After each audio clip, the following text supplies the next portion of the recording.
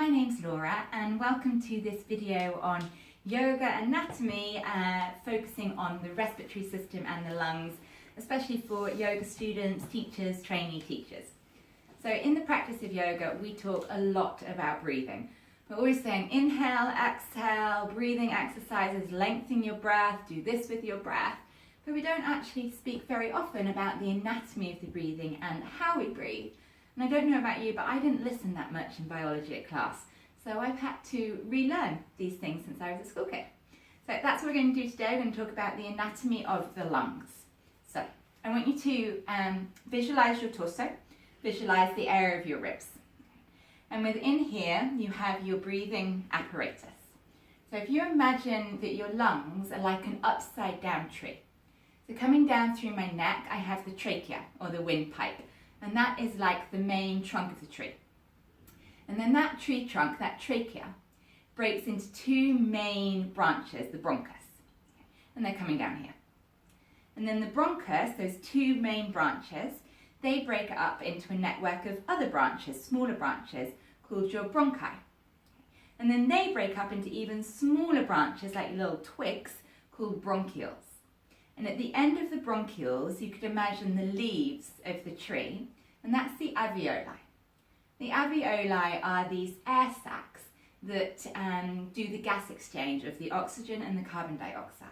And the alveoli, the leaves of your tree, are covered in capillaries. So many capillaries, and they're these tiny, tiny little capillaries, so narrow that your blood cells have to line up in single file to go through them.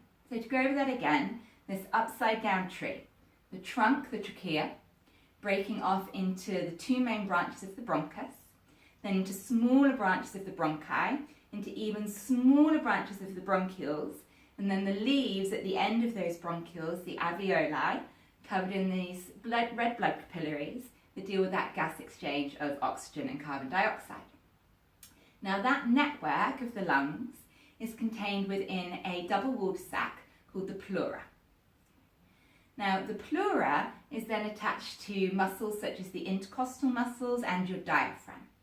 These muscles, the diaphragm, the intercostals, they pull on the pleura, helping to expand and open up the lungs for us to be drawing in breath and exhaling as well.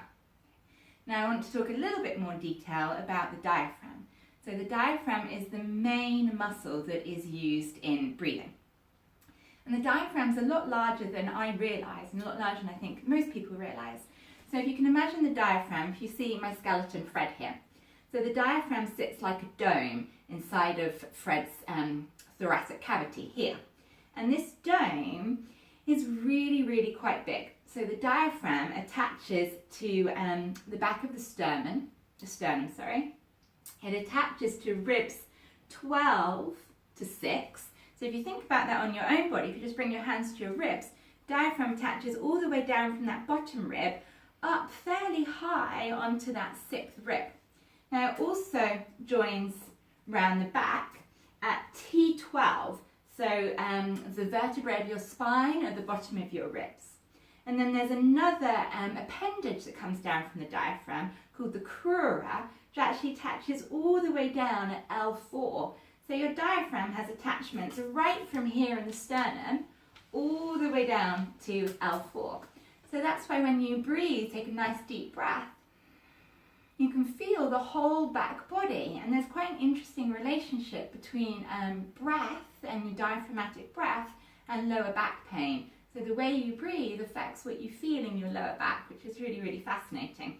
So just to get you that idea of the diaphragm in a little bit more detail, I just want to show you a visual with an umbrella. I'm just going to open up my umbrella. I know, very bad luck to do this inside.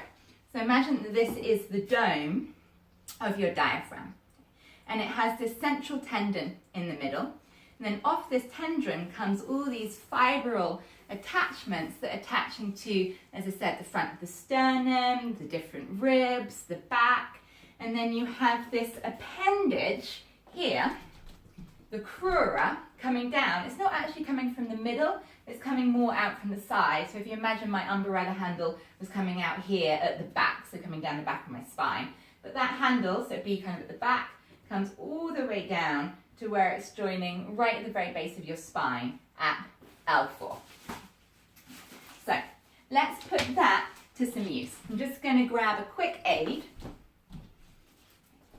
Sorry, back again. So this is my little expandable. So now you know how big your diaphragm is and what a large area this is in.